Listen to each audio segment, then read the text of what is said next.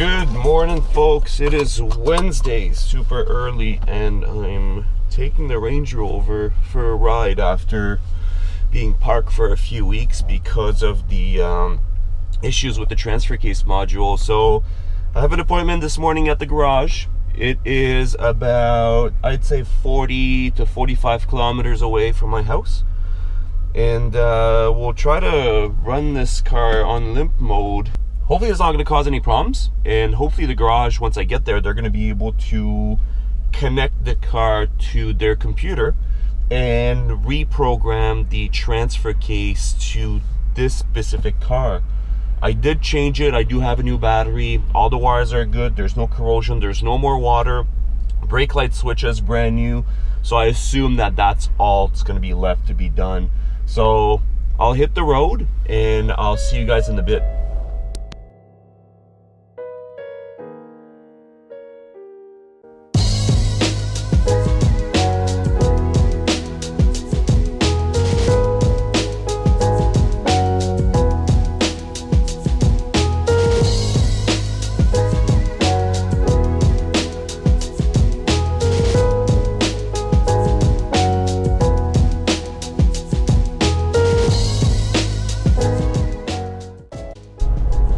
Well, folks, we're halfway there. We're half an hour into the trip, and I've made 16 kilometers so far on limp mode. So going about 55 kilometers an hour. People are looking at me like, what are you doing? But you know what? I'm not driving in the fast lane. I'm in the slow lane. I'm on the right. So learn from this. We are approaching Ottawa. I will try to ask them if I'm allowed to record while I'm there. Some people don't mind, some people will mind, but I would definitely like to record some of the work that they do with the computer, because I feel that it's interesting. I feel that a lot of people would actually like to see what programming a TCM or flashing an ECU would look like. So this is it, folks. We are approaching destination. We are right here. So I think we are. Oh yeah, I think this is it.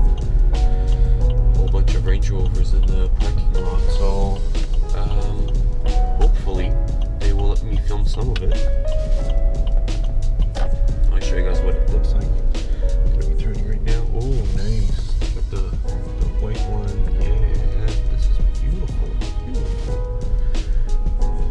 Anyways, I'll see you guys in a bit.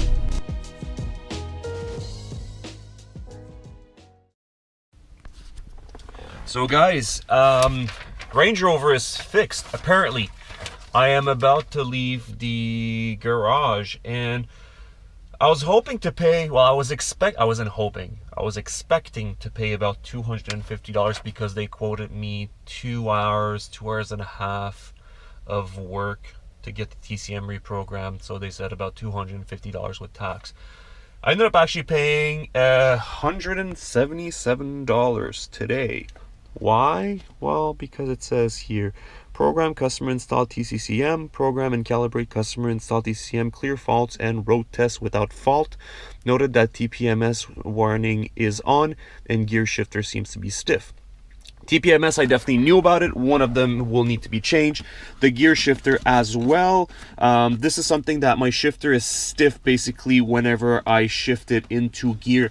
So what he explained to me is that he said that this is a bushing underneath the car. So if ever I jack up the car and look near the transmission, there's going to be a bushing there that I'll be able to remove and replace. He said it's a super easy fix and it is a cheap job. If ever I get it done here, I probably won't get it done here, but he explained to me that it's underneath. I'll probably try to jack it up, see what it looks like, order the part, and hopefully the shifter is going to be functioning better as well. So I don't know, guys. I'll give it a shot. I will write it home. He said that there's no warning signs. He took it for a drive. Everything seems to be running fine. Air suspension's good. The transfer case is fine. No lights at all on the dash. So I didn't film. Oh yeah, that's what I would say. I didn't film anything on the inside because when I walked in this morning, it was around 8 in the morning and they were extremely busy. Like, he was even saying that I don't have a car to get back home today, so he was saying how it would take 2 to 3 hours at the minimum that I would be sitting around. And that's what I did. I sat around, I went across the street for some breakfast, and they got it done within what is it now? It's nearly 10. So within 2 hours they got it done. They got me in first thing in the morning, and now it's fixed. So Shore Automotive au Saint Laurent in Ottawa, excellent customer service. Even I spoke with two of the folks. One was Greg that was working on my car, and he explained to me everything. He even said that I had a control arm knocking, which I didn't notice myself, but you know what? I'll take a look and maybe even replace one of the lower control arms. But anyways, I'll head on the road and I will film a bit more in a second. So I don't think I need to wait any longer. I'm on the road and I am cruising better than before. This morning when I was heading in, I could not get the car to run faster than 50 kilometers an hour because it was shifting too fast. I don't even know if you guys can see me properly. Let me just fix this up a bit. There you go. Let's not move. So yeah, this morning when I was coming in, it wasn't running too well. I had all of those lights on the dash as I showed you guys earlier, and now it's shifting properly. What they probably did as well is that since they cleared all the faults and they reset the ECU with the transfer case module, what these cars do is, since they have a smart transmission, smart adaptive transmission, the transmission adapts to your driving style.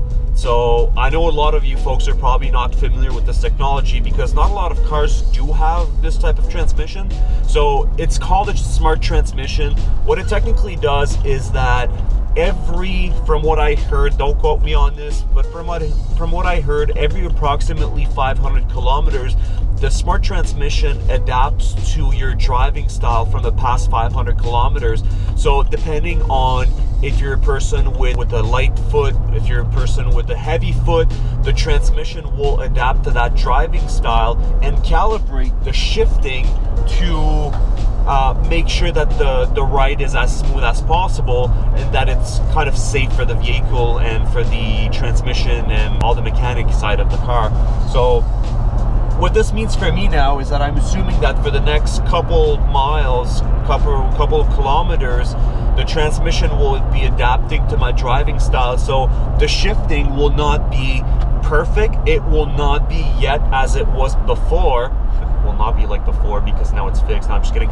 It will not be like before it got broken yet, but as I continue to drive it, the transmission will learn my driving style and will end up adapting to that. So unfortunately, there's not much that I can show you guys regarding that transmission. Unfortunately, there's not much I can show you guys regarding that transmission style, but at the very least, you know a bit more about it. I'm not an expert with it. I haven't studied a lot on those smart transmissions, but I did read up a bit on it, and that's what I know. So yeah, we're on the road. We're in Ottawa right now, and it is what is it? It's 10 a.m. So I need to head back to work. Whoa, yeah. So luckily, it didn't last too long. So I will be heading back to work, and once I'm done work, I will definitely edit this video and I will post it for you guys tonight. No airs, no lights on the dash at all, folks. I'm heading home. I'm just beside my house. My God, this fucking retard. So see this? I tell him to go because he's parked there and waiting.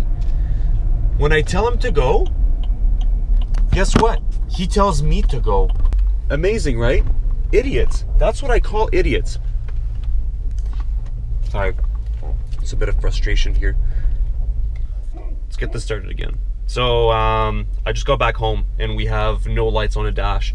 The car ran for 35 kilometers from the garage up to my place, and everything is running smoothly. I would even say that the transmission in the transfer case is actually shifting much better than it did before. even though the adaptive transmission is still adapting to my driving. So to recap what everything that we have done, the problems mainly started because so these problems mainly started when the battery died on the car. I thought that it could be the alternator, so I tested the alternator and it was providing good voltage. So what I did at that point is that I checked the battery, tested the battery, and the battery was due to be replaced. So at that point, what happened is that I went to Canadian Tire and I bought a brand new battery. I swapped the battery. What I didn't say is that meantime, what I did is I also washed the engine bay. Stupid me. I poured some water in the engine bay to clean the engine, to clean all around it while the battery was removed. And guess what? Some water got into the transfer case module. By the time I diagnosed it and pulled all the wires apart, I noticed that the transfer case module, which is also called the TCCM, got some water, fried, smelled like burnt toast, and had to be replaced. So I ordered it and replaced it. However, those things need to be reprogrammed. Specifically, they need to be reprogrammed to your car.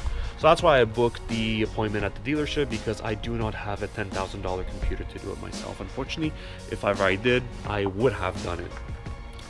So that took about 2 weeks to get the appointment, and finally got the appointment today, and they managed to reprogram it in an hour and a half, reprogram the new TCM within an hour and a half, and charged me $177 Canadian to get that done within about an hour and a half to 2 hours, like I said. So that is promising. What I also did is, for the ones that are experiencing some of these problems, before you get into any of the major TCM replacement diagnostics, please check out the other video, which is about the brake light switch. I replaced the brake light switch as well, which is a $30 part, and apparently it does cause some of these problems as well. So anyways, the Range Rover is home and running fine. Transmission shifts good. I really hope that there's not going to be any further issues. So anyways, if you liked the video, give it a thumbs up. Thank you very much for watching. Until next time.